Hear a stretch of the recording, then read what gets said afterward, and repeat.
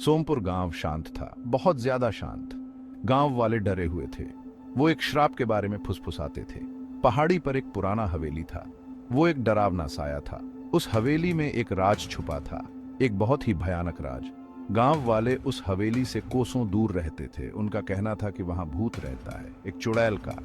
कहानियों में उसके बुरे आत्मा के बारे में बताया जाता था, जो हवेली की दीवारों में कैद थी।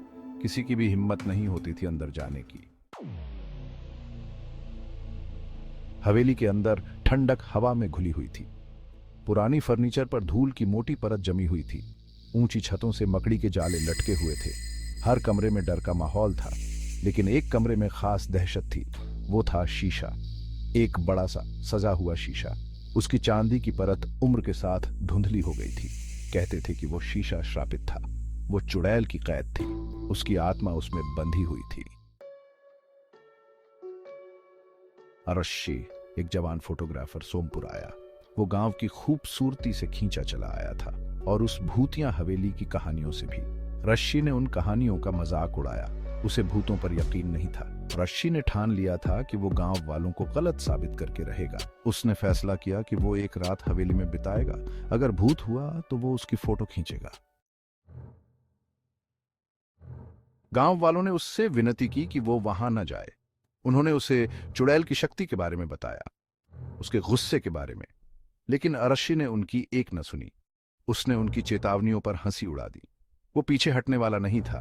सूरज डूबने लगा। गांव पर लंबी परछाइयां पड़ने लगी। रशी हवेली की तरफ चल पड़ा। वो अपने साथ अपना कैमरा और एक टॉर्च ले गया था। उसे रोमांच का एहसास हुआ और डर का एक झटका भी। भाग 5।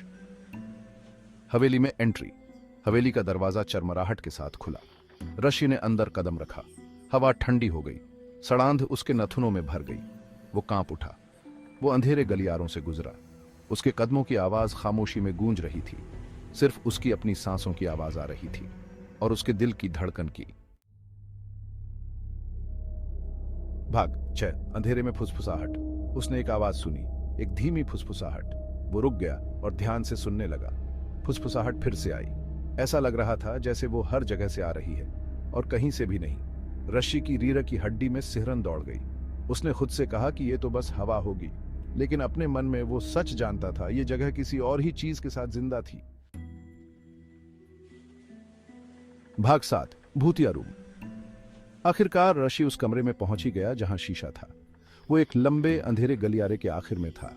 दरवाजा चरमराहट के साथ खुला, मानो उसे अंदर बुला रहा हो। वो अंदर चला गया। कमरे की हवा भारी थी, दम घोंटने वाली। शीशे को एक सफेद चादर से ढका गया था। रशी उसमें से निकल रही बुराई को महसूस कर सकता था। भाग 8। आमने सामने। उसने धीरे धीरे चादर हटाई। मंद रोशनी में शीशा चमक उठा। रशी ने उसकी गहराई में देखा। उसने अपना अक्स देखा, लेकिन कुछ और भी था, कुछ भयानक। उसके पीछे एक आकृति बनने लगी। लंबे काले बालों वाली एक औरत। उसकी आंखें लाल चमक रही थी। उसके होंठ एक क्रूर मुस्कान में मुड़े हुए थे। भाग 9। फंस गया। रशी ने मुड़ने की कोशिश की, भागने की, लेकिन वो हिल नहीं सका। वो वहीं जम गया था। शीशे से चुड़ैल का अक्स बाहर निकला। उसके लंबे नुकीले नाखून उसके कंधों में गड़ गए। वो चिल्लाया जैसे ही उसने उसे शीशे की तरफ खींचा। उसका अक्स गहराई में गायब हो गया। हवेली में चुड़ैल की हंसी गूंज उठी।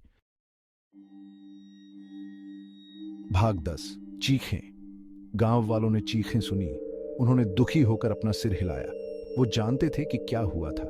रशी चला गया था, चुड़ैल के श्राप का एक और शिकार। हवेली एक बार फिर खामोश हो गई, लेकिन गांव वाले सच जानते थे। चुड़ैल अभी भी वहां थी, शीशे में कैद, अपने अगले शिकार की प्रतीक्षा में। और वो चीखें उन्हें फिर से सुनाई देंगी।